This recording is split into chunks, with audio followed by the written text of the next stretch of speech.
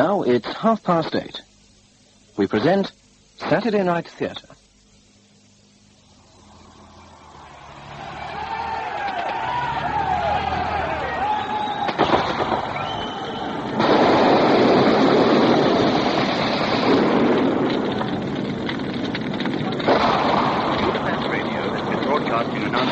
Fighting between Hungarian security forces, helped by Soviet troops, against what the radio called counter-revolution. With indefinite delays in telephone calls to Hungary, Budapest radio has been the only source of news for most of the day. Last night, several thousand Jews marched through the streets. The Sleeper and the Swallow by John Ash, with Shandor Elez as Joseph and Elizabeth Bell as Maria. More tea? Hmm? More tea. Laszlo Kersegi was here yesterday. Yes. Thought I recognized a car in the lane. We passed. Oh? What am I to do with you, you lecherous woman? Joseph, silly. 25 years of respectable married life, and there you are, still entertaining your boyfriend. Don't you ever get tired of that joke? Joke? You're a devilish handsome wench for your age. Oh, shut up. Anyway, it will be 25 years next March. Do you realize it? Silver? Yes. So it isn't a joke. When I realized I was going to marry you, actually marry you, I said to myself, well, by God, if looks are anything to go by, you could do a lot worse. Thank you. And after all, when one is 19, one is fairly choosy. The young lady killer. I thought you were too busy saving the world. Revolution and sex go very well together. Well, you should know that. Please. Okay, Mario, I'm sorry. Well, do you want some more tea or don't you? Thanks. Anyway, you know perfectly well that Laszlo is a very old friend. Yes. Since school. Yes. A very good friend. To both of us, Joseph. As you'll find out. Oh? Soon enough. Morning. Hi. Good morning, good morning, good morning. That's enough. You're disturbing the oscilloscope. I'd like to oscillate you. So why not shut the door? That titanium sample they sent yesterday is impure. But how much? 2% at least. Have a look at the spectrum over there. It's rubbish. I can't work like that. Damn it, we made no progress here for 2 months. Don't they think this lab matters at all? I'm treading water. I'm not used to this. Oh, come on, darling. We've got loads of stuff waiting for the computer. It's a dead end. I'm fed up. 10 years ago, I You'd have looked been up. just as fussy and gone on. Claire, look at me. What do you see? My Romeo. Be serious. Dr. Joseph Channon. Tall, good-looking whiz-kid of the Harton establishment. Mine. All mine. Wow. How old? 25. 44. Oh, don't let's have all that. Old and getting older and heavily married. That doesn't stop you. Stop me what? Not that I've noticed. You Hungarian. That's a funny thing to say. I haven't been there since I was a boy. What a boy. Those Magyar genes. Magyar. Oh. So, that's my secret, eh? It's corny. Cool, young English country girl, a girl, seeks dark eyes and hot blood somewhere east of the Danube. Age no bar because they're always at it. Bring on the gypsy violins. Absolutely. Dear I Joe. am a certified Englishman. Any bad habits I picked up in this country? I'm not a bad habit, am I? Yes. And a beautiful one. What do you want, Joe? You and proper research facilities, which right now are probably better in Budapest. Commie bastard. I could report that. Go ahead. That's one thing they cannot pin on me. I thought I had blood on my hands. And Maria? Yes, beside me. I'm sorry it didn't last. Me and Maria? No, you're not. Dear Joe. Dear old Joe. Don't be silly. Tired. You're perfectly happy when you're working hard. Well, I'm not working hard. I'm being wasted here. But you've only been here 6 months. Bound to be setbacks. You must have had them before. Not many, actually. Why don't you take a sabbatical? Write a paper or two. That would be very nice. I'd help you. That would be very, very nice. Dr. Channon's laboratory. It's his assistant speaking.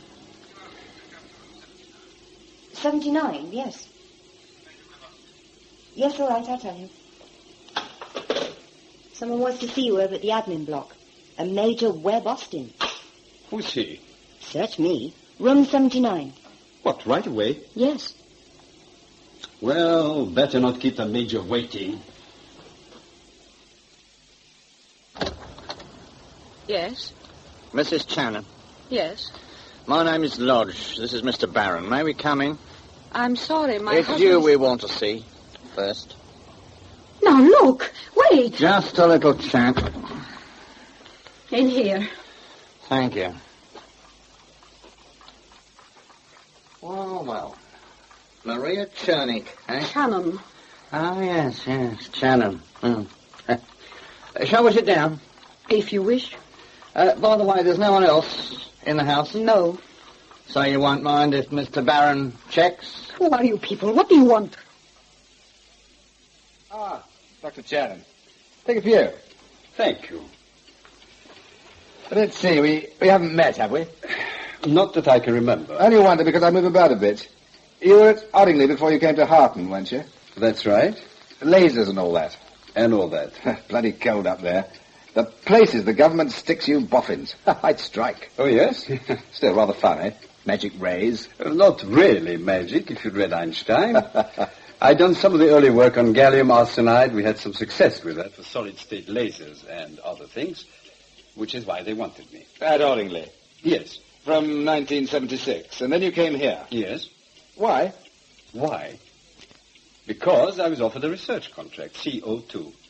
As it happens, I haven't got enough equipment of the sort I need, or even the basic coordination necessary. In fact, I'm running on the spot. If you can do something about that, I'll be very grateful. Well, we shall have to see. Good. You've had a word with Professor MacDonald? Not yet. I should. It's not exactly my province. Don't mind me asking you, but what is your province? Oh, security.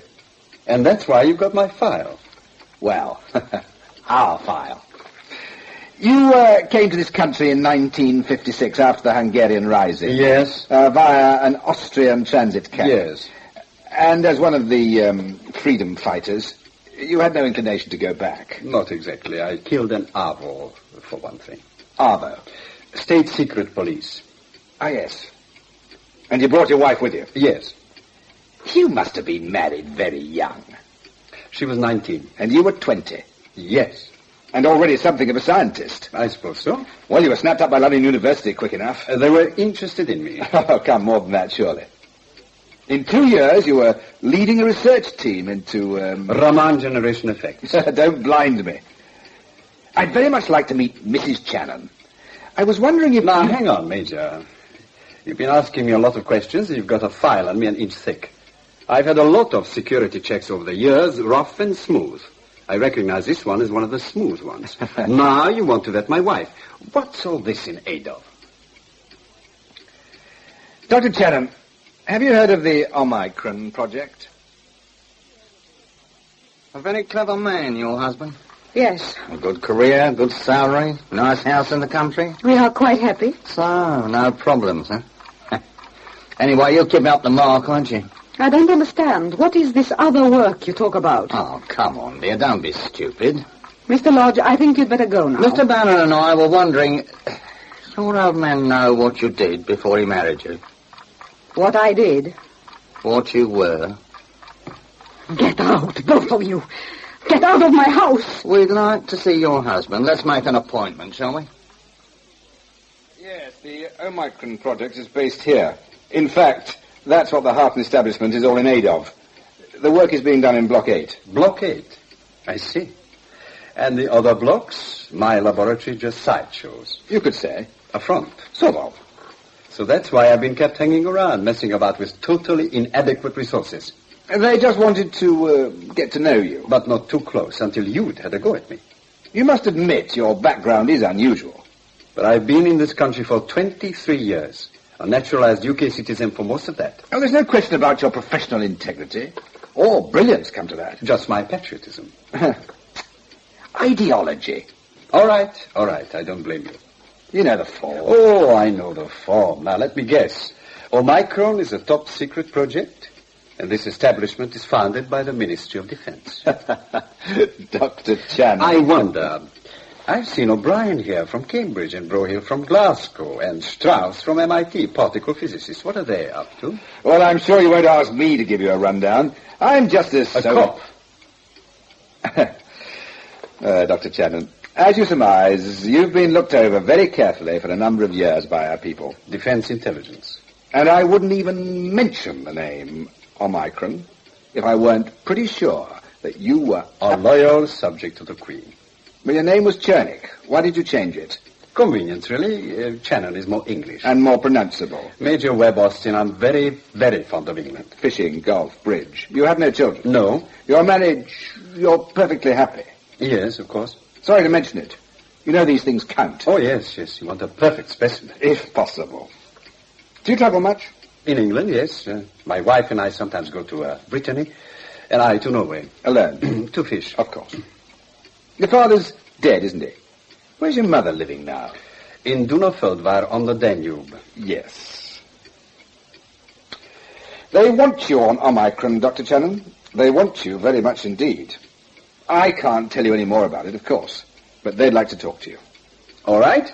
There are several friends of yours there. Yes, and George Cotton's in blockade, isn't he? Oh, yes. Cagey devil. Well, they couldn't say anything about it. Until I'd been checked out. I have a fairly good reputation. And in London, have I been checked out? Top grade, as a matter of fact. Well, that's a relief. You could keep your assistant, of course. Claire? Yes, Miss Graham. I'll speak to her. Well, when you've decided. I'll take you over to Block 8 this afternoon, if you like. Shall we say 2:30? All right.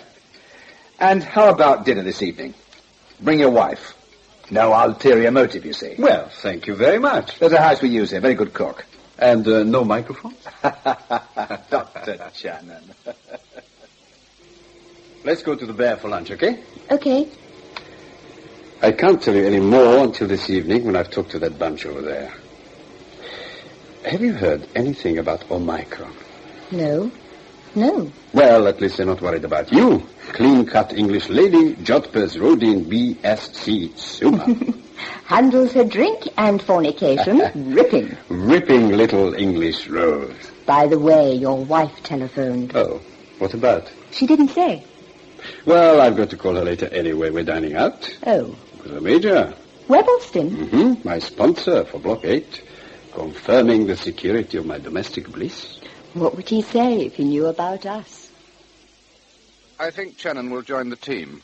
There must be no question about it. He's got a brilliant reputation. They certainly want him. He must want. I'm sure it will be all right. He is professionally ambitious, and he's been frustrated lately. Secondly, he has friends already working on Omicron. Thirdly, he is deeply involved with the girl. We are sure of that. And she belongs here. From his point of view, the girl and Omicron go together. He could get tired of her. Not for a while. They use her flat in the staff building.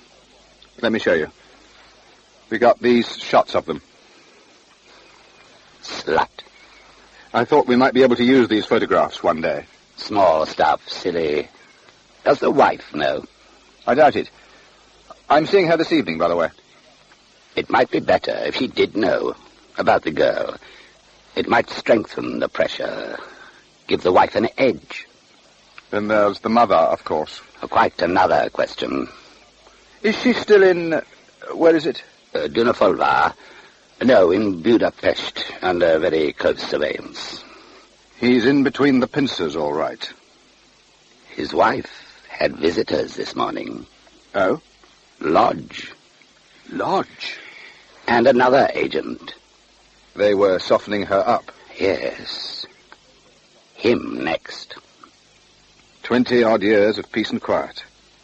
It's all going to hit him at once. I almost feel sorry for him.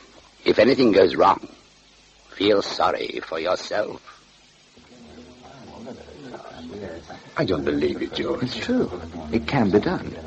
We got the first results last September. Well, I'm not into space technology, but can't you just send something up to chase them? Think of all the time and energy for each launch. Omicron can do it from here. Track them and smash them. How much power are we talking about? Just 15 megawatts. It seems incredible. Well, let's hope we can keep it incredible. If the other side get onto it, all we've done is accelerate the space war. Isn't there supposed to be some kind of outer space treaty? Listen, most of that hardware up there is military. Yeah. A lot of those satellites can guide nuclear missiles. We don't need to knock them out yet. It's nice to know we can in a hurry, isn't it? I suppose so. Some people have been trying this for years. But we think we've done it. Anyway, everything's looking good. Looking good? Where have you been, Houston? There's some excited people over there. Why, hello, George. Joseph, you know Dr. Strauss? We've never met. No, we have not. And I want to say it's a very, very great pleasure. You know, George, we've tried to get Dr. Channon to come visit us many, many times. Now you got him for Omicron, I guess we'll just have to be patient. But, Joseph, I just want you to know that we look forward to it. You've sent us some very, very interesting material. Yes, it's quite something. Do you want us to work over there? Huh? Let me think. Hello, Maria. Hmm? 2 men were here. What sort of men? What did they want? I can't tell you over the telephone. Well, listen, I'm coming home now anyway because we've got to go out tonight. When they're out? Yes, okay? Bye. Huh. Anything the matter? No. Look, darling, I may not be able to see you this weekend. I've got to discuss this job with Mary, and there's all the question of the house and everything. Oh, Joe, you're running out on me. Don't be silly. I was only joking. See you on Monday, huh? Mm-hmm. Okay. Maria, it's not a coincidence. Those men who came to see you, who broke in here, they knew what was happening to me today. They were horrible. Quite like old times. I suppose we shouldn't complain. What are you going to do? See them? What else can I do? Tomorrow morning, 11. They want you to drive over to Pegley, park by the church, then walk up the lane towards Binden Wood. All right. You will go. I just wish they had left you alone. Well, no, we're in this together. Always have been, haven't we? And I wanted to make sure you were suitably impressed with the full weight of the great secret service which could burst in here when they felt like it and manipulate your husband. Yes, quite like old times. Joseph, we can manage together. Did they frighten you, little wife? Did they make you promise to be good, to make me be good, too? I think that is what they wanted. But listen, Joseph, it has been a long time since I worked for them. A long time with you. Don't say any more. We never made any promises to each other, did we? And now the time has come and we must stay free, Maria. Do you understand? So that they cannot use one of us against the other. I am your wife. It would be very hard for me to betray you. Apartment 239. Joseph. Speaking. Paul Bullock. Paul, how are you? I have found out why you were sent to Martin. Joseph, don't have anything to do with Omicron. Don't get involved. What are you talking about? Where are you? I'm getting out. I'm going to Canada, Joseph. If you work for Omicron, when you're finished, they'll kill you. What? Paul! He's run off. Paul Bullock, do you remember that odd English? Yes. He's crazy. How does he know this line isn't tapped? And how the hell does he know about Omicron? What's that? Seems to be a killer, all right. Ah, Dr. Channon, nice to see you. Dear, this is Major Webb Austin, my wife. Mrs. Channon, I'm very pleased to meet you. How do you do? You know, of course, Dr. Cotton and Mrs. Cotton. Hello, George. Lovely to see you. I don't come down here very often, Mrs. Channon. Usually they're all talking shop. They're more comprehensible in the evenings. Of course. I've had 2 large whiskies, and I'm very comprehensible. What do you do yourself, Major Webb Austin? Oh, just a sort of general liaison work. Don't you believe it, Maria? He's like all these army chaps fighting the next war, looking for nasty things to blow people up or shoot them down or send them around the bend. You don't look at all like that. Thank you, Mrs. Channon. Now, what can I get you to drink? Who wants to dominate Europe? The Russians, Chinese, the Albanians? I mean, it's perfectly absurd. But only because in Western Europe we've become used to the idea of unlimited freedom would be very difficult to hold on. Unlimited freedom? Any more of that, and we'll be so soft it'll be only too easy to hold down. Oh, you can hear the old generals and our marshals any day. Build up our defences, keep our guard up, be strong, be vigilant. It's all a vested interest and a waste of resources. We're getting into the 80s. One's got more to worry about. Oil, third world starvation, destruction of animal species, kids on junk. Surely, before you can start solving other countries' problems, you've got to get your own organised. You need order and discipline. And you've got to be secure. Unfortunately, that means some very expensive hardware. Always the arms race. Secrecy and distrust. Well, armaments imply secrets. So does disarmament when you look at it. You intelligence chaps will always be in business. Wasn't it Khrushchev who said we ought to pool all our intelligence and save a lot of money? One of the most sensible suggestions I've ever heard. Yeah. Pity it didn't last. Well, let's go and have some coffee next door.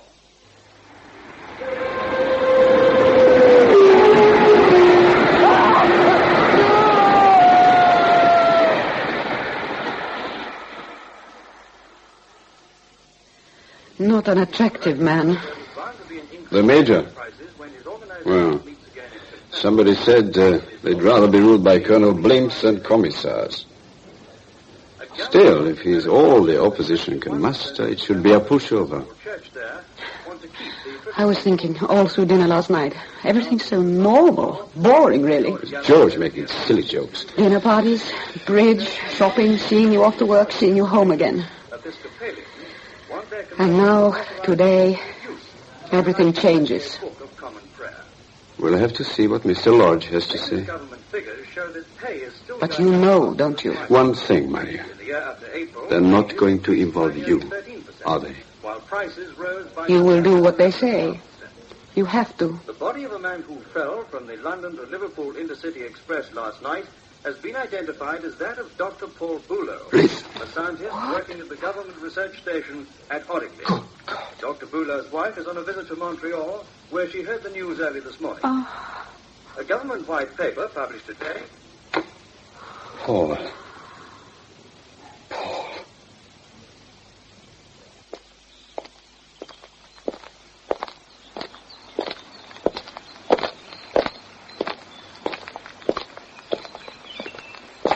Good morning. Good morning, Dr. Channon. My name is Lodge. This is Mr. Barron. How do you do? Shall we go into the wood? It's nice and quiet. Yeah. Wonderful day. Yes. Mr. Barron and I have been appointed to look after you during the next phase of your operation. The next phase? 23 years was a long one. Well, of course, there are changes of policy towards you. So I gathered in Norway. The people you saw in Oslo couldn't tell you much, of course. Simply to maintain contact from time to time without alerting any agents here. Yes. The authorities are very pleased with you. You've become very important. I was afraid of that. I'm serious. Mr. Lodge, what happened to Paul Bulow? Bulow? Oh, it's been published. It was on the radio this morning. He fell from the Liverpool train. I suppose he was sailing to Canada. How did you know he was going to Canada? It said his wife was in Montreal. Bulow was terminated. Killed. Terminated. With extreme prejudice, as we say. He was a friend of yours? Yes. There may be some questions to ask you about. I've got a question, too. Why was he murdered? I didn't handle it. I understand he became unreliable. Now, I have some papers for you to read. I'm not a scientist, of course, so I can't understand them. It's about a project codenamed Omicron. Oh, yes? Then I have some instructions for you. What else did they say? Nothing. They don't have to. I dance to their tune. It's like blackmail, kidnapping. I wait for messages and pay and pay and pay. It was always coming. I'm a scientist. I have a certain pride. Intelligence, they call it.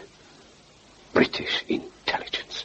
Russian intelligence. American intelligence. All their tricks and their hideous jargon. Slime. Joseph. They did kill Paul. You must be very careful. Oh, I'll be very careful. After all, I've got you to watch me, haven't I? To watch you? Well, I suppose they made perfectly clear to you what your job was. see I behave myself, keep them informed about the domestic front. Joseph, you know I would never. I know nothing. I don't trust you any more than I trust myself. Oh. Come off it, Maria. There was a time when you would do anything for them. Anything. That's enough. I'm going for a walk. By the way, I didn't tell you. Paul said that when I'd finished this job, I would be bumped off. I suppose for knowing too much. So you see, life has become a little awkward.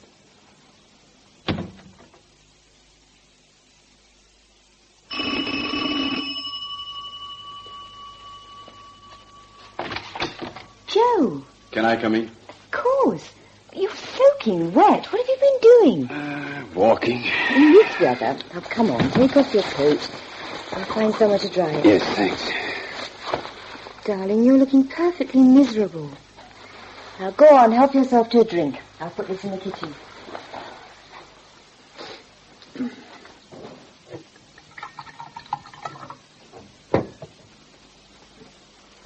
Come on, sit down. What's the matter? Everything. Maria? Partly. What's happened? On Monday, they want me to decide about working on Omicron. I know, you told me. Of course, I can pull out later if I want to, but by then it'll be too late. God, it's too late already.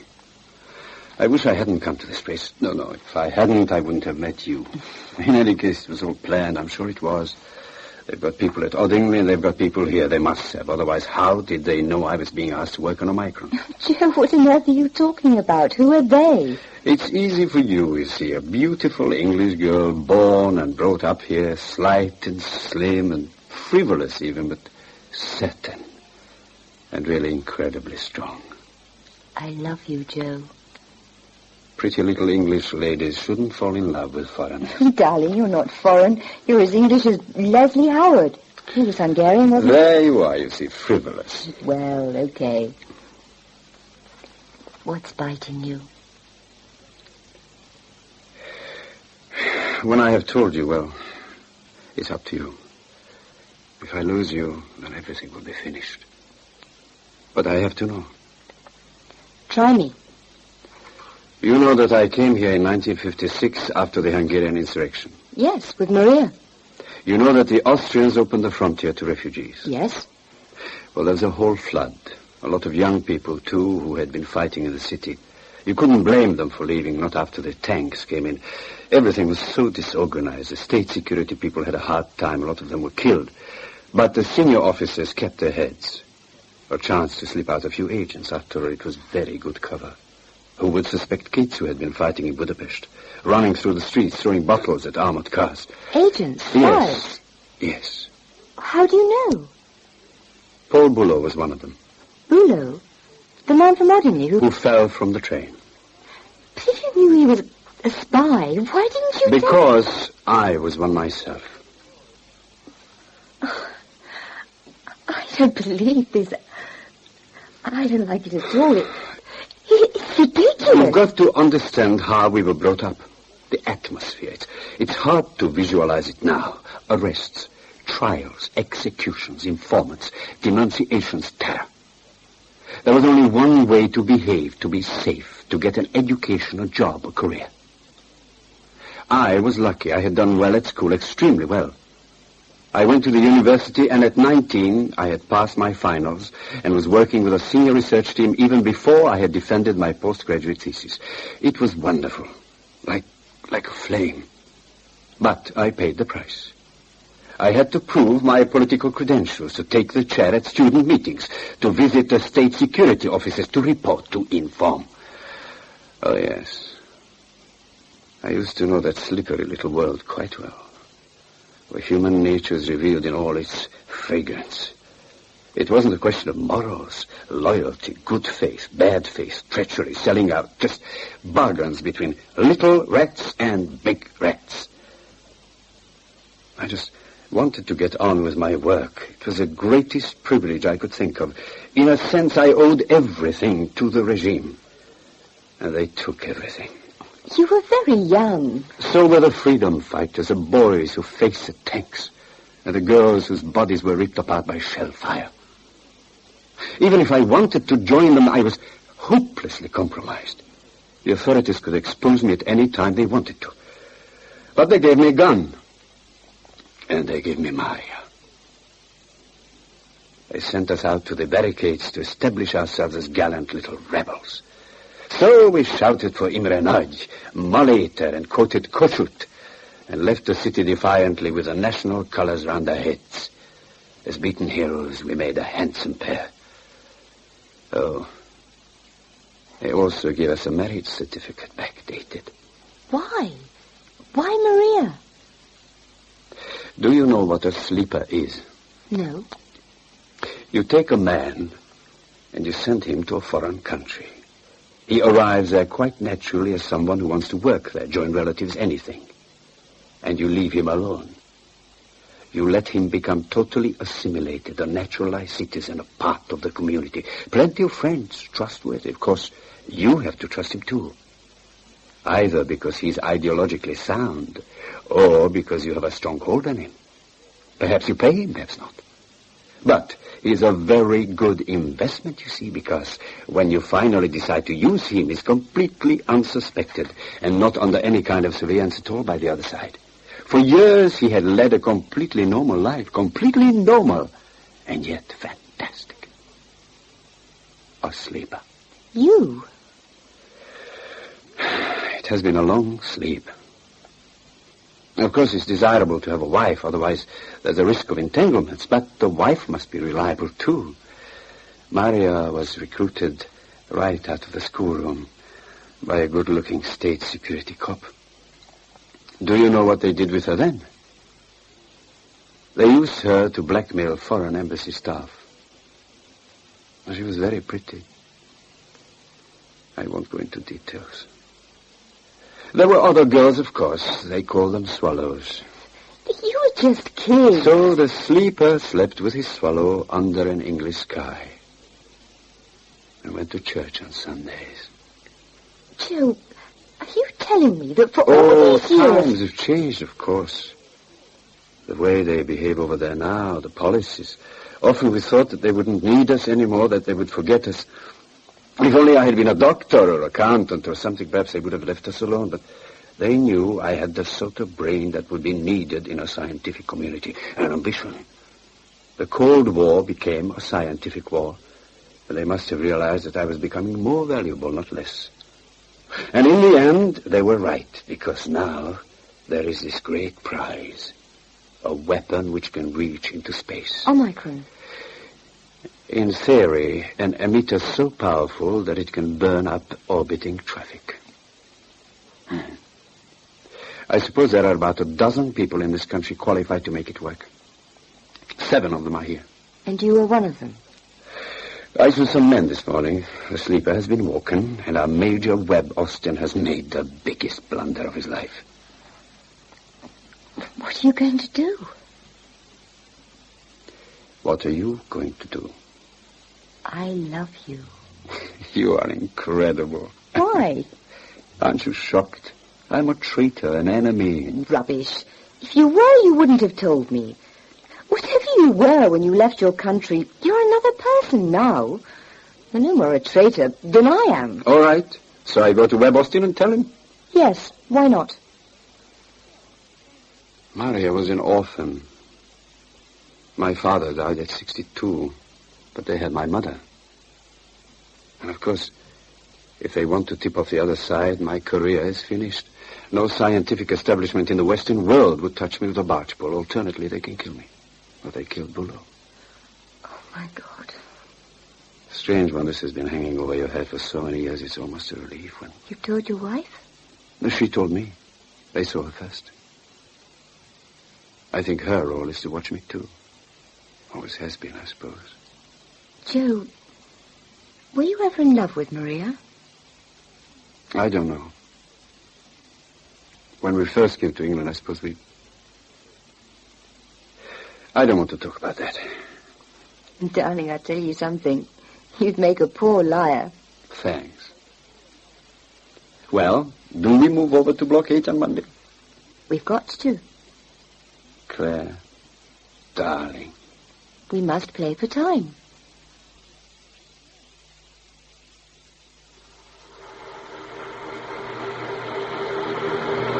Your generators? Yes, we're installing another bank. Jimmy O'Brien wants more juice. Oh, here's the main lab. Keep this side of the red line, Claire. That's the target area. Don't you fry my assistant. She could be blinded if someone threw the wrong switch. Semiconductor lasers, huh? Yes, babies. Well, let's find you a comfortable office. One each, if you like. Luxury. Well, we do ourselves well here, you know. I think we'd better stay together. She checks my arithmetic. Well, the lift's round here. Well, Mr. Hill. Lovely. Okay. This will be fine. Intercom there and a lift. Now, give me a buzz when you're settled in. Oh, by the way, Joe, I'm putting you down for cricket on Saturday. We're playing Block 3, okay? Oh, no, George, I'm not much use. Now, you kept wicket at Oddingly Deck tonight. I'll see. Now, don't let me down, please. You look as if you could do with some exercise.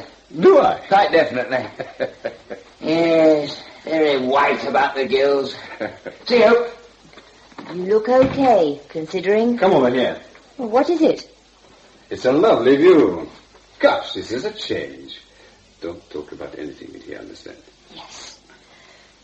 Well, I presume I take the smaller desk. It's very elegant. What on earth do we need an office for? Status. Yes, I suppose there's money to burn, blue carpet, a piece of World War III, and a spot of cricket. Well, since we've got the desk space, we may as well collate some of last week's stuff on the gas temperature. I told George you and I would want a few days to ourselves. Then we went. Yes, in 42. It was a pretty safe bet they'd stay together. I'm inclined to think you're right about the Graham girl. It could work out well. There's nothing like a bit of extramarital to keep a chap on the straight and narrow. You think so? It makes him more circumspect. Careful. I'll take your word for it. Do you want to hear any more from room 42? I'll leave you that pleasure. I have to catch the London train. Right. I'll see you there on Friday to go over your wind scale brief.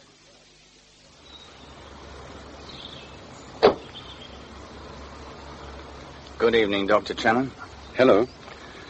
Well, now, have anything for me? No. Sorry to hear that. My assistant and I have got to carry over work from the other block. Maybe a week, maybe 2. I thought you said it wasn't important. No, I didn't. I said we didn't have adequate backup. But not important to Omicron. How do we know that? Because it wasn't classified. You'd never make a physicist, Mr. Lodge. I was working on CO2 laser absorption mechanisms, and my assistant on spectrometric isotopic dilution analyses for rare earth elements. Samples need chemical preparation in ultra-clean labs, and they weren't getting it. Things like that prolonged the work. So we had to divide it and now compare notes.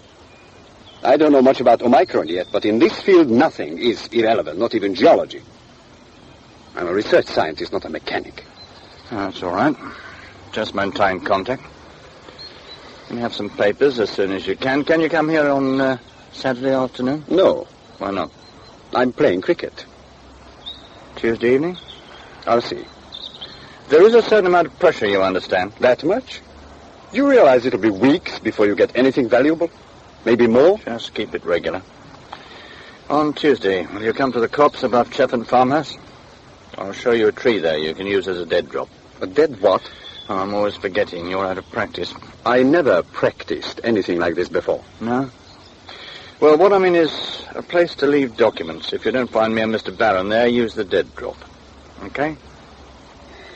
Oh, I've been asked to inquire if there's anything you want in the way of expenses. No, thank you.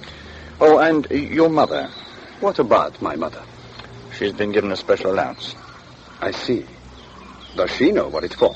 No, but I'm sure she'll understand. She certainly will not. And she's got a new flat. In Dunafeldweg? No, in the city. Keep a better eye on her there. You want her looked after? Is there anything else? Yes, you said Dr. Paul Bueller was a friend of yours. Yes. And I said there might be some questions for you. Yes. Well, there are no questions. Just to tell you that the decision to terminate Bueller was taken for good reason. There is regret that this had to be done, and you should put the matter out of your mind. That may be difficult. please. Goodbye, Mr. Lodge. Well, I just thought he looked rather strange. He takes his work very seriously, George. Yes, but... Well, when he first came here, I thought, what a genial sort of bloke he was, you know, relaxed, casual, almost like... Like an Englishman? Yes, I suppose so. Not intense enough for a brilliant Hungarian scientist. Oh, you know. And now he is. Is what? Intense. Well, you would know. How do you mean? Oh, only, well, you've been closer to him, as close as... George, is this an interrogation? Why? I don't know, you're also damn security-minded. Hush, hush. It's like walking on flypapers. Oh, come on, Clay. You don't really think I'm involved in that, do you? You're involved in Omicron. So are you now. Well, I'm clear, I think. Yes, of course you are. So long as you've got that little red and white badge with your name on it, you could go for a day trip with the Polaris. But, Omicron, heavens, we can't even mention the name, can we? Oh, not if there's any of our security staff in the same pub. No, seriously. Be careful. I don't want to be dragged in front of the Major. Oh, he's not here much. He belongs to some rather alarming people in London. Cotton? Alice? Yes, she is. Fine. Well, I'll tell her. Talk of the devil. He's leaving in an hour and he wants to see you before he goes. The Major? Me? Now, you have been a good girl, haven't you? George. Oh, I hope you don't have to turn in your badge. We'd miss your pretty face. There's no need to snap at me. I'm sorry. Hadn't you better get changed? Why? Because the Lucases and the Mortimers are coming for drinks, and the Perrys are staying for supper and bridge. My God, the show must go on. The Perrys are coming for bridge. Can't you put them off? How? Tell them I'm not well. I'm having my fingernails extracted. The Perrys are very nice. No, the Perrys are very, very nice. It's the Lucases who are only very nice, while the Mortimers, well, they're very, very, very nice. Oh. Dear Maria, everywhere we go, you collect these people so calmly. Don't you ever think of inviting some nasty people? They might be fun. We met some nasty people last week. I didn't invite them, and they certainly weren't fun. I'll cut up, would I? Fill up the glasses. Haven't you had it? Oh, no, all right. I'm absolutely all right.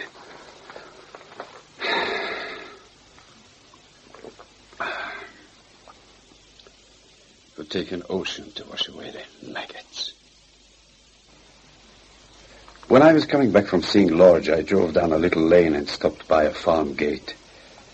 I went into the field and walked down the hedgerow. It seemed quite alive with young birds. There was a fence at the end and another field running down to a stream lined by willows which stretched away to the distance. Wooded hills rising on each side, not a soul in sight, and the only sounds were the birds and the wind and the trees. It all came together, the solitude, the protection. I remember thinking, it's a beautiful English valley, but how do I know I'm in England? I mean, what's specially English about grass and sparrows and beech trees? And yet, of course, I knew because you breathe it. And I thought, I only need to follow that stream through the valley to the far blue hills to get away from people like Lodge and Webb Austin. And me. Maria, 25 years of nonsense. No. You could have had a better deal. I am not complaining. And the Perrys are coming for bridge. Joseph, there was a deal. We may not like it, but there was. And a long time to think about it. It seems extraordinary how little we did think about it. You mean talk? Not with our friends, anyway. I'd like to see their reaction. Carol Mortimer, for instance, with her true blue rings. If she only knew, if she only had an inkling. Just between ourselves. Just between ourselves, hell of a thing to tie two people together with. A fuse. Anyway, what sort of a deal was it? What were we offered? A chance to serve the party. People have died for that. The world has changed. Just now, I don't fancy dying for anything or anyone. Of course not. You realize they still kill people? Are you sure they didn't say that about Paul Boulot just to frighten you? Yes. And then they thought they'd gone too far, so now they're trying to unfrighten me. God, how they like to play with people's lives. With their secrets and treachery and blackmail. And what's special about Lodge? There are lodges in every country. Lodgers and Webb Austins and Channons. You could hate me. Why, Joseph? For 25 years of unmarriage, unlove, untrust. There was nothing about that in the contract. Not even kids. That wasn't your fault. The perfect partner for an existence of almost total unreality. We have had some good times. And the Paris are coming for bridge.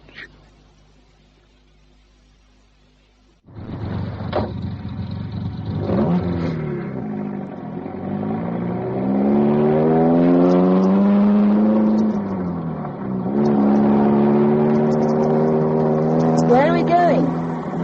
I just wanted to talk away from that office. You really think it's bugged? Maybe, maybe not.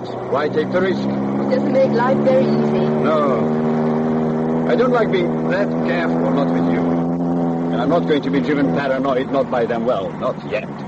Joe, you know you can come to me anytime. I suppose the flat is safe. Hey, if I'm bugged, they'll get an earful. We've got to think. Look out! Joe, for heaven's sake! Sorry. Let's stop here under the trees.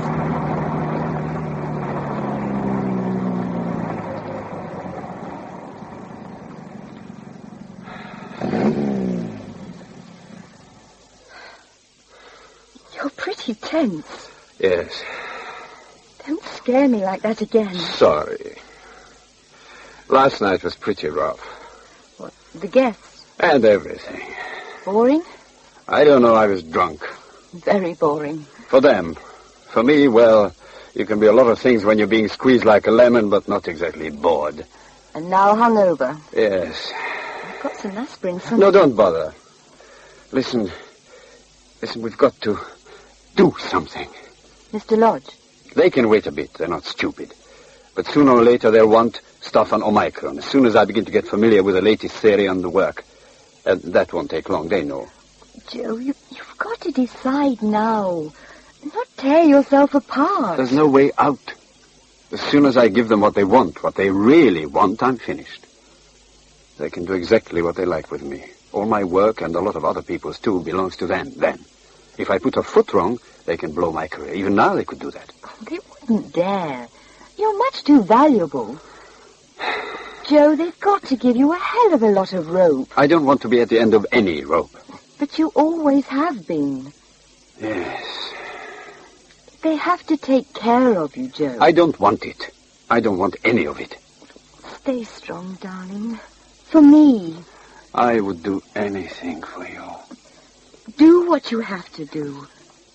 Do it. I'll be with you. When it's over, we'll go away. It will never be over. And there will be nowhere to go. In any case. What? Who are you, darling? An English girl. Born and bred here. One of the lucky ones. England's been pretty good to you, hasn't it? It would be crazy not to love this country. Your country. I love you, Joe. What am I getting you into? Don't you realize if anyone found out about us, you could be dragged into this whole dirty thing? I'm in it now, with you. And you don't care about anything else? No. Well, I do.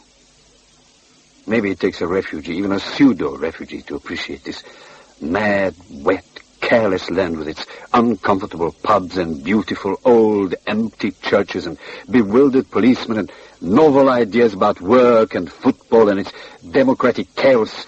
Daft. British patriotism, not to be verbalized. I think even I could make a better job of it. But you wouldn't. No, thanks. Leave it to the like of me. I told you, you're as English as I am. I'm more glad. I really think you are. You're not knocking it. You feel something inside that magnificent chest of yours. I do love you, Joe. I would do anything to help you. Don't be bitter. I'm only trying to say that it isn't only my wretched little career. You've got every right to be proud of that. Where's it leading? Work on an enormously dangerous weapon and then handing it over to the other power. A supreme act of treachery. Listen, I may have been a stupid young idealist once, but I promise you in my wildest dreams I never visualized anything like this. If Omicron is so dangerous, well, isn't it better if it's shared? Safer. Safer? Are you mad? There's a whole nuclear war game being played out there in space. Omicron can muck up the other side's board. The temptation will be irresistible. To use it? Of course. If you don't do it, somebody else will, eventually. Perhaps. But then, perhaps the game will be safer. And in any way, what an argument. I want you safe. I do, Joe. We'd better get back.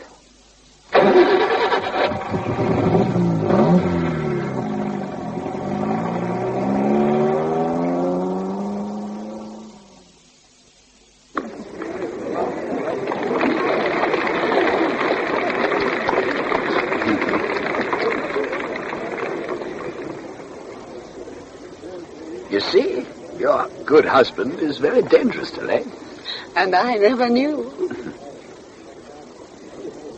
It's a little automatic, but we'll loosen him up. Yes, that's a safe, too. Terrific. But it only makes 8 altogether.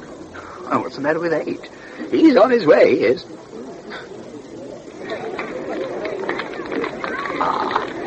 They got him. He's on his way. Back here. Well done. Bad luck. Oh, dear. Jolly good. George, don't be ridiculous. I couldn't hit a thing. That's more or less how it looked to me. Rubbish. He just needs a little more flex. Is that it? Now, come on. Let's hit the side up. Maria? Oh, thank you, George. That would be very nice. I'll give you a hand. Oh, thanks. Don't move, Maria. We'll cope.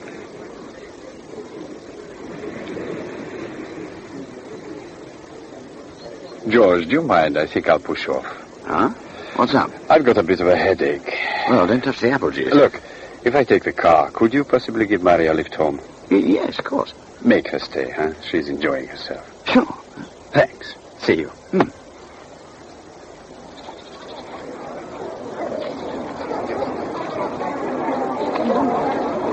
Two halves, please, Walter. Cider? Yes, sir. Hello, George. Claire, how are you, my lovely? Who's that for? Maria Channon. Oh. Where's Joseph? Gone home. Bit of a headache. Sorry. But grab yourself a drink and come over. Now, you know Maria, don't you? No, as a matter of fact, we've never... Oh, good Lord. High time. Come on. I'll introduce you. Hello? I wonder if you can help me. This is Harton 239. Yes, and I'm the subscriber on this line. My name is Channon. Yes, Joseph Channon. Now, look, I called this number myself several times yesterday afternoon, but it was engaged. I very much want to know what calls were made. I mean, to where? At what time? Well, between 3 and 4 o'clock. 3 and 4. Yes. Can you do that for me? Well, not for direct dial calls. Yes, I was afraid of that. But if the calls were made through the operator, then... Yes. If there were any calls through the operator, I'd still like to know. Will you call me back as soon as possible? Yes, of course. Thanks. Goodbye. That's a 6. Is it? Yes, of course it is. 10 more and we can draw stumps. What a massacre. Hardly. Hurry up. Now, it occurs to me that you do not appreciate the finer points of this game. Block 8 wins on style alone. And draft cider. Come on, ladies. I'll top you up before the scrum begins. Glasses, please. No, thanks, George, really. Impossible. Oh, well, don't mind if I... Oh, go ahead. You deserve it. Thank you.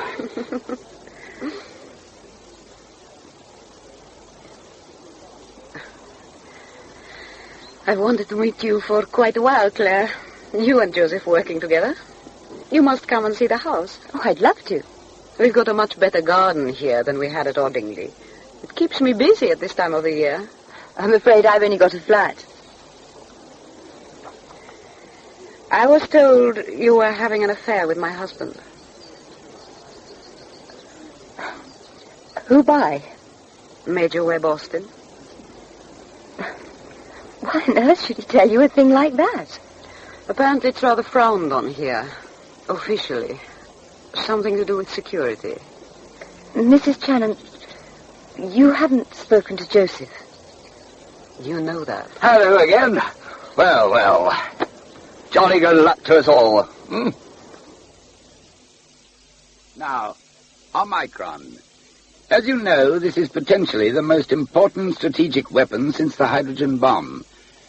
Major Webb Austin has been down at Harton and is here to update us. Carry on. I've seen Joseph Channon. According to Professor MacDonald, Channon is regarded as the country's leading materials physicist with a special interest in radiation techniques. The Omicron team at Harton consider him essential to the project. Channon has been an agent in deep cover since coming west in 1956. When it was known he was going to Harton, the decision was taken to activate him. Of course, to use a sleeper after so many years is very dangerous, but Channon is in a unique position, and the stakes are very high. Channon's contact at the moment is a man called Lodge, who is very experienced in dealing with psychological problems of illegals. Channon's wife is an unknown quantity. Yeah. She was employed by the state security as a swallow in 1954-55. As things develop, I think we shall have to consider very carefully, A, the possibility of Channon being turned around, and B, action to be taken if he breaks cover. It seems to me that neither side can afford to let him go. He may have to be persuaded to jump off a train. Well, of course, that wouldn't be my decision. Of course not. Not the wet stuff, Major. I'm sorry, darling. No, I'm glad you told me. Webb Austin. So that's why he wanted to meet Mario. How the hell did he find out? I suppose it's his job. I didn't know we'd been that careless, but why? What's the game? He must want to break it up. Me and Mario, why? No, us. He can't, can he? Oh, no. Because if he could, if he did, there would be nothing left for me. Do you realize that? Joe, don't think about it. I suppose it's silly. I've always had the feeling that British intelligence wouldn't play dirty. It's a war, isn't it? Until I shook the Major's clammy hand. They destroy me, both sides. Like Paul Bull, only slowly. They'll use anything. Lodge, Webb, Austin, Mario, you. They can never use me. No.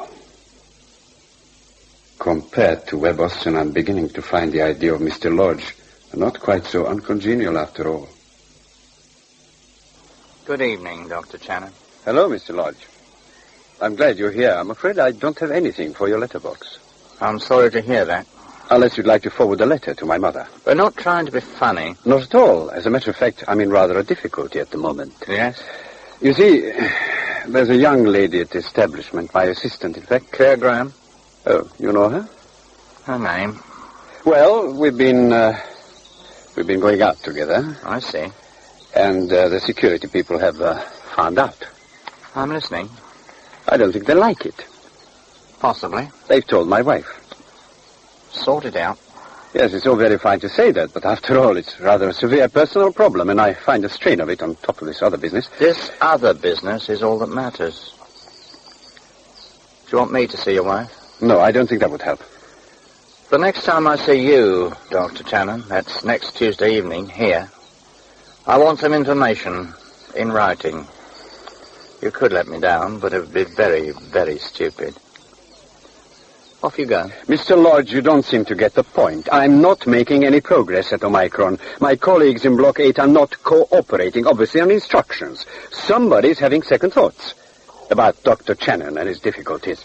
I don't believe you. You don't have to, any more than I have to like your manners. Be here on Tuesday. I'll have some instructions. Oh, yes, I'm sure you will. Take back what I said about him. Lodge? Mm-hmm. Gives me the creeps. Does he believe you? No, but it hardly matters. For God's sake, Joe, please be careful. It's the only way. Make them realize they're dealing with an ordinary, erratic, emotional human being. You're not erratic and emotional. Oh, yes. Now, And getting worse. Joe, you're drinking too much. Well, that's another problem for Dan. It's too dangerous. You said so yourself. This game, you call it, it's not a game. Oh, yes. And one must be fair to both sides. I am going to see Webb Austin. Webb Austin? Uh-huh. Well, he's not here. He's coming, especially. For heaven's sake, why? He seems to know so much. I thought I might ask him why my wife is making telephone calls to a certain city beyond the eastern frontier. For one thing. Well, you made it seem very urgent, so of course I came down. What's up? I've been considering very carefully the whole question of the Omicron project. Academically, of course, it's very fascinating, and it's a great privilege to work with people like Brohill and MacDonald. In fact, I can see myself integrating very happily, very successfully. I'm sure. But I can't do it. Now, I'm not a soldier, Major. I don't have that outlook. Oh, it's not a question of loyalty. I'm very fond of this country. I know you were quite satisfied about that. But you see, Omicron is not just a tool, a weapon. It could be an extraordinary event. I suppose only a scientist can understand the full implications. I don't want to cast any aspersions on my professional colleagues. I have far too much respect for them. It's just that, as far as I'm concerned, I think I would rather continue my work somewhere else. Have you spoken to Professor MacDonald? Not yet. Why me first? Because, well, it all started with you, didn't it? And it's not really a scientific question. It's to do with the defense of this country and my position here. In any case, something tells me that you and your friends really control the Omicron project. And many others, perhaps? Let me get this straight. You know that you are badly needed to make Omicron a success. Perhaps. But you feel on what? Some kind of moral grounds that you want to opt out. I'm sorry. I see. You're quite serious about this, Dr. Channon? Yes, I thought about it very carefully. Because it wasn't what you told Mr. Lodge, was it? You don't look very well. Would you like a glass of water? Who are you? There are no easy ways out, Channon. I got you put here, and you'll stay here and do as you're told. Yes, there are more people watching you than you imagined. Omicron is the biggest thing we've ever handled, and it's not going to slip through our fingers just because some wet little scientist thinks he can outsmart his own intelligence service. So you stick to Block 8, give Lodge what he wants when he wants it. He's got some nasty people in his section, and they could give you a bad time. Don't forget, we've got your mother, too, even if you don't care about your wife. If you try to break cover, we'll bury you. If there's any other help I can give you, don't hesitate to get in touch, will you?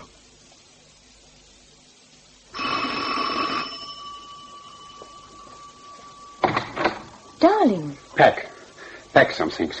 The car's outside. It'll be dark soon. For heaven's sake, come in. I saw Webb Austin this evening. I know, you said he was coming He down. knows everything. Everything. Oh, God, what a fool I've been. Joe. They're not going to get me. I'm not climbing on any trains. We'll go in the night through the valley, and tomorrow we'll be by ourselves. Thank you. I'm not going anywhere until you tell me what's happened. I have. Webb Austin knows I'm supposed to be working for the other side. Then he's got to protect you. From whom? He's working for them, too. What? No wonder they knew I was going to join Omicron. Webb Austin helped to bring me here. He even arranged my top security clearance. I can't believe it. Webb Austin, he's so... English? God. British intelligence. Fancy letting him through the net. Omicron, it's like some great meaty prize and all the rats converging. Well, I'm getting out. Please, come with me. But, Joe, where? I know what you're thinking, that we can never escape. Well, what can I do? Go to British intelligence, wherever the hell those fools are in the circus, and what do I say to them?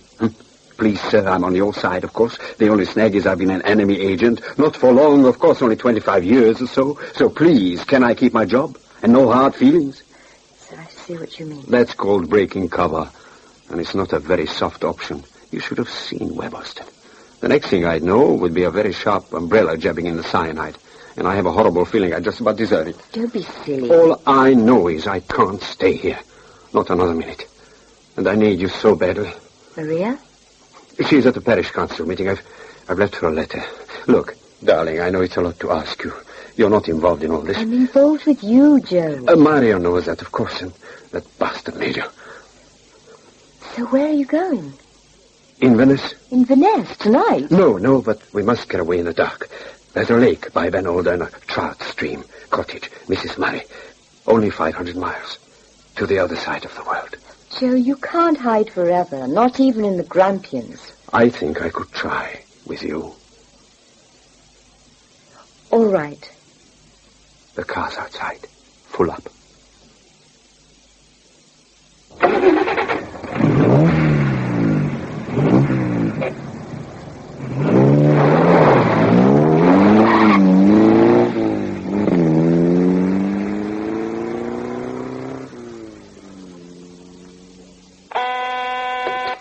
Yes. Baron here. What's the matter, Baron? Shannon's split, going north. And Miss Graham? Yeah, she's with him. I see. Well, should we go after him? Well, you can't find them easily. He's got a Playboy car. I'm on Amesford, 598. All right. Stay in touch. Don't use this number again. I'll give you another.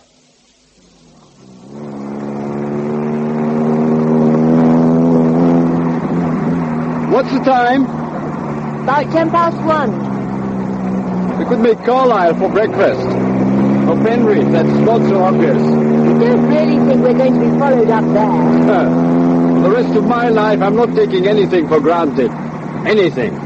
You take me for granted. Yes, a rag, a bone, and a hank of hair. You're all that's left. Dear Joe, it's like a honeymoon. I wonder how long. You're right. You need a decent rest. Use that brain of yours to get us out of this. Ah, the brain. Bit of a disaster from the beginning. Why? If it hadn't been for my academic record, I wouldn't have been recruited in the first place. If I hadn't shot up the scientific ladder in this country, I'd have been nicely and quietly and comfortably forgotten. You've a lot to be proud of, Joe. Oh, yes. Now a real fizzer. Just imagine, kids, a fabulous death ray to shoot up 100 miles and smash all the pretty toys. You are what you are, and you didn't have to join any gangs. I was cheap. I've always been cheap. Maybe I should ask Webb Austin for £1 million. He'd understand that. You want me to drive? Later, thanks. And keep your foot down. Relax, darling. That Zodiac's been behind us since rugby. Oh, Joe, don't be ridiculous. I'm not being ridiculous. The world is being ridiculous. That's why we're getting out. Well, if you want to show him speed, why not get onto the M6? I said, too obvious. Missing people, police. This has really got you, hasn't it? Good, the brain is cracking. With a bit of luck, it won't be any use to the crooks anymore. I think you people had better leave him alone for a while. Shut up and show me the letter. Nothing about where he's going. You know, Mrs. Shannon, something tells me your husband doesn't trust you very much. Just give me back the letter. Later. Needs study.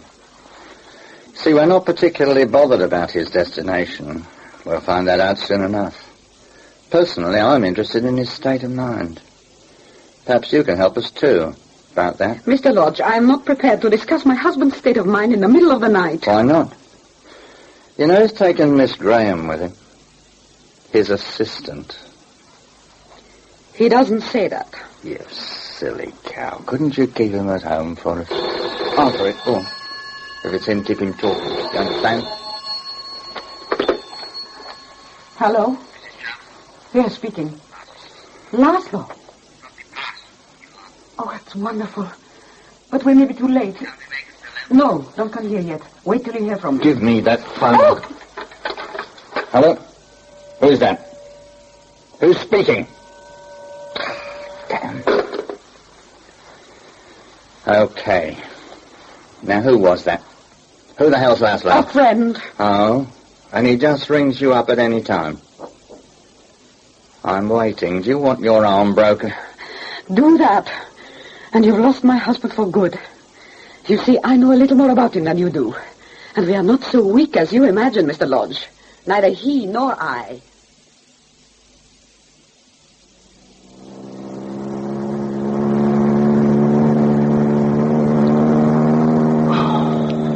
Where are we?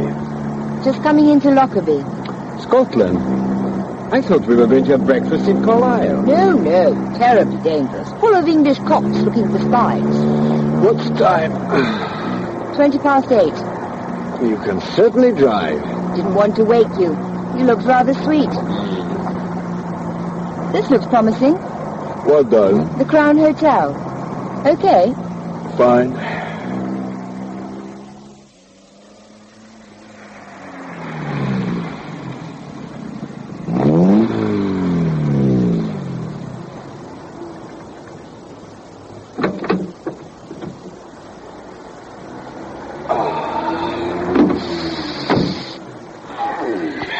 This'll be better. That was a lot of road. Look, darling, now we've shaken off all the cars you said were following us. Okay. Why don't we ask for a room and have a decent rest? What, Mr. and Mrs. Smith? Don't be silly. You look terrible. I'll get the bags. Oh, no. What is it? My trout rod, it's broken. You really are in trouble. That's what comes of packing in a hurry. Damn, my best split cane rod. They don't make them like that anymore. Just as well. It's not funny. Come on. Good idea of yours. Any more of that Scottish breakfast and I couldn't have driven anyway. Feeling better? Depends what you mean. I don't suppose a rat in a hole feels too good ever. But I think where we're going, I could get back some nerve. Did you take Maria to the fishing lodge? Yes. What's the old biddy going to say? Mrs. Murray, what about? Me, you idiot. Oh, a wicked man and a wicked girl. Come here, then. Darling, you want some sleep. I want you more. The one really precious thing to come out of this nightmare. They're at an hotel just across the Scottish border. The poor fool. I think they'll be back shortly. Can't you hurry it up? Well, I'd rather not show our hand. We've got the future to consider. How have you left things with Harton? Well, Mrs. Channon has told them he's at home with a bad go of hay fever. That'll only do for a couple of days. It's all we need, I promise you. Otherwise, Lodge and his people are to fetch him. It won't be necessary. I hope not. We don't want any more tantrums.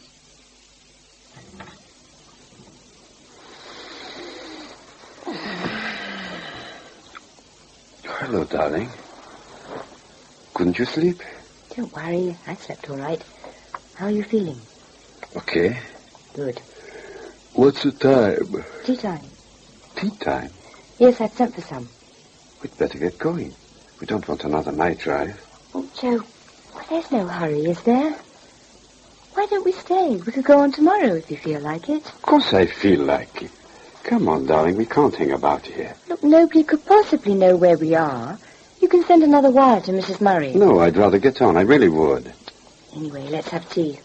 If it's anything like breakfast, we don't need anything else. The main thing is you've got away and had a bit of a rest. I won't rest properly until we get to the lake. Loch. Sorry. Joe, what are we going to do then? Catch some fish? With a new rod, I'll buy you one too. Everything will be new and clean. Just the lap of water, the wind in the reeds, trout rising, the heather fresh and scented after the rain. And then? I know, it can't last forever. But it's very healing. We can take possession of ourselves. But sooner or later... Well, I mean, we can't just disappear. I know it sounds stupid, but I'm not quite ready to be dragged back into reality. I'm sorry. It's not fair on you. It's not fair on you. I was thinking all the way last night, what the hell am I getting you into? Now we've settled all that. You're very sweet. Oh, but listen, darling. We don't need to go to the Highlands to think things out, do we? Well, I mean, we've got to go back sometime, and we ought to have some sort of plan. Not now, please. It's all very fine, but after 2 or 3 weeks in the heather... Well, I know you like to work, and I can see you getting tetchy, to say the least. You make it sound like a picnic. I'm trying to sort out my life. I'm not going back to Harton, ever. There's no way out, Joe. Sooner or later, they'll find you, won't they? Perhaps. Well, even if they don't, well, you'll have to pick up the thread. Can't you understand? I don't want to think about it. I'm getting away from all that until... Until what? Until somebody comes after you with a gun? Joe, if you go back now, you can do some deal with those men. After all, the British security people don't know anything about it, so you don't have to fight both sides. You have been thinking, haven't you? If you go back calmly, in a reasonable state of mind, they won't get uptight and try to harm you. Why should they? You're far too important to them. You're the only person they've got to give them hard information on the Omicron project. They're not getting it from me. Joe, if you won't play, they'll do something to your mother. And if you start to talk, you'll be too dangerous to leave alive. I'm not stupid. I've tortured myself enough with all that. Leave it, darling, please. We'll go to the lodge for a while and then maybe travel a bit. I have plenty of money, and you, bless your heart, leave the worrying to me. I wish I could. I really do. You won't go back, will you? I've told you.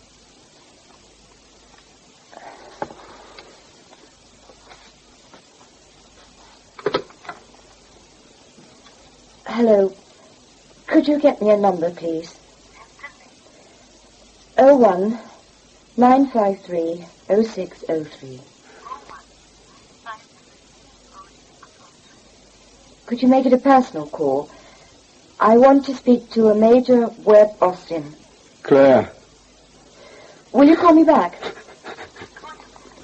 Thank you. No, not you. I'm sorry, Joe. They couldn't give me any more time. We've got to get you back before the Omicron security team pull your file apart. Claire, not you. Oh, God.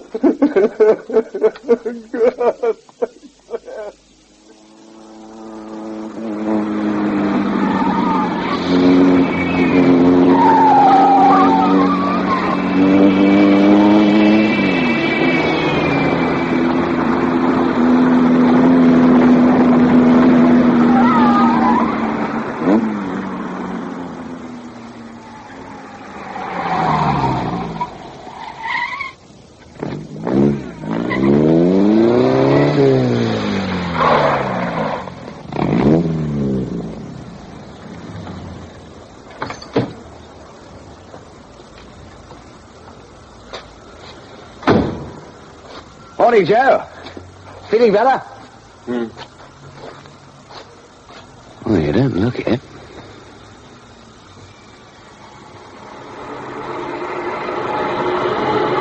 Hello there, Joe. Joe. Hey, careful where you're going, man. They're laser testing. Well, you should know what you're doing.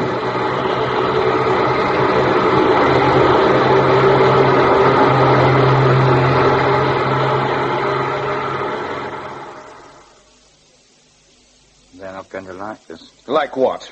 You and me. Physical contact. Not in my brief, Major. Shut up and listen. Oh, beg your pardon. You and Barron have really bitched things. I don't think I understand. Fancy leaving it all to the girl. Shannon. What do you think? Barron telephoned you. You called him off. I don't remember that. I see. You're in trouble. What's happened? Shannon came south, alone. No surveillance. You do the surveillance, Lodge. You and Barron. Mr. Barron's a particular friend of mine, Major. Don't make too much of it. Why? There's the question of your skin. Fancy. I've just heard from Block 8. Shannon's been in. Good, I'll tell Baron. You'll tell him nothing. And look out for yourself. Oh? Because you were supposed to monitor Shannon's psychological state. Up to a point. Up to what point, Lodge? Shannon's blown the whole thing. We're about to lose Omicron. Bad luck. What do you mean, bad luck? You're pigeon, Omicron. Shannon, now, I did what I was told. Huh. Tell London. Oh, I'll leave that to you, sir. You're head of group. Or were. Then you won't be interested in some rather unpleasant news from Budapest, which means that your assessment of the Shannon couple is now under a heap of manure. You know something? You don't look so pretty when you're frightened. Lodge. And I don't really want to know what sort of disaster you've created, Major. By the way you're wriggling, I've got an idea that you won't be around much longer. I can put you out of action first, you bloody... No, Major. I'm a survivor. I'll tell Baron you thought we could spend him. Keep away, he's got a nasty temper. He was breaking thumbs when you were still in nappies. Lodge, you can help me. I don't decide about termination. Was that what you were thinking?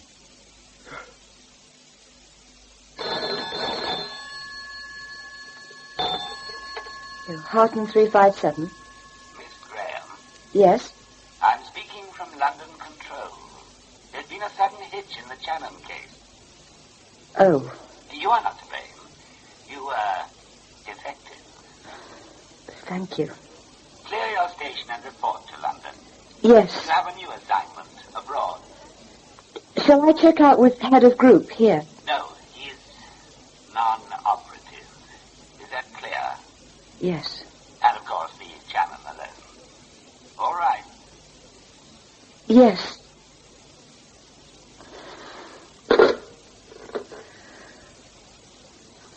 Quite all right.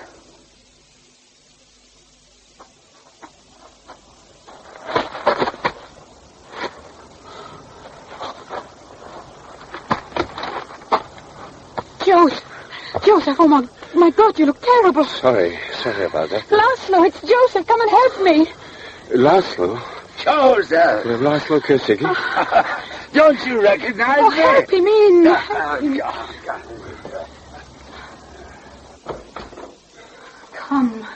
Come and sit down. Oh, heavens, I thought I'd never see you again. Oh, Joseph. Maria, Laszlo... He's been to Budapest, Joseph, and he's done it. Right under the noses of those people, he did it and got out safe. You are free of them, Joseph. We both are. Free, but what has Laszlo... I told you it'd help us, but it had to be a secret. It was so dangerous for Laszlo, and you were... You told me not to trust you. But now, Joseph, now you will trust me. Maria... Please, God, I have proved myself to you. Look, Joseph. Look who's here. Joseph. Don't you recognize your own mother? Joseph. Mother? Mother? You cannot see me, son. No, Mother. Some people wished to use me, to use my brain and my eyes. There was no respect for these things which you gave me, and no love. There is a kind of light more terrible than the sun. I know it well because I helped to make it. I have looked at this furious light, and it has become my friend, because it has taken away my eyes. And no one who does not love me will want me anymore. Do you understand? Yes, Joseph. And I. You too. I do.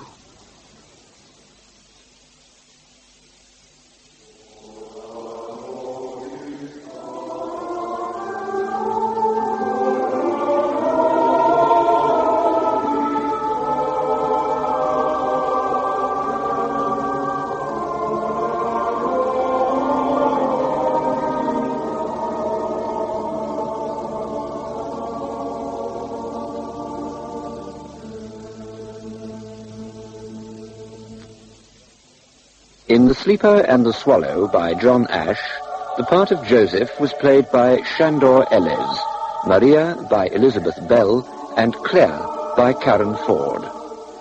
Michael Cochrane played George, John Abineri, Webb Austin, and Bulow, Roger Snow...